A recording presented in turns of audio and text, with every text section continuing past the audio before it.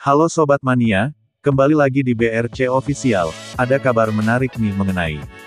Setelah lepas dari jeratan sanksi FIFA, terkait larangan transfer pemain, PSM Makassar langsung tancap gas, untuk mengarungi Liga 1 musim 2024/2025.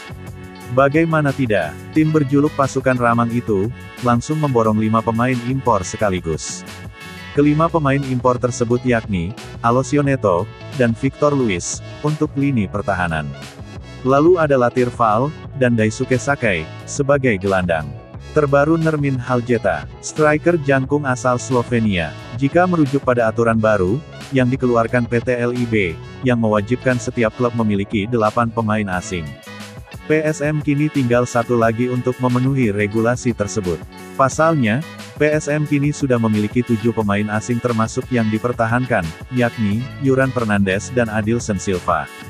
Menuai rumor yang beredar di jagat maya persebakbolaan, yang digadang-gadang mengisi satu slot tersebut ialah Tito Okello. Pemain berusia 28 tahun tersebut, merupakan top skor Liga Kenya. Manajemen PSM Makassar dipastikan maksimalkan 8 kuota pemain asing. Insya Allah dicukupkan, ungkap media officer PSM Makassar, Sulaiman Abdul Karim saat ditemui usai di Stadion Kalegowa, Kabupaten Goa, Sabtu, tanggal 6 Juli tahun 2024. Namun, ia belum bisa memastikan kapan satu pemain asing tersebut tiba.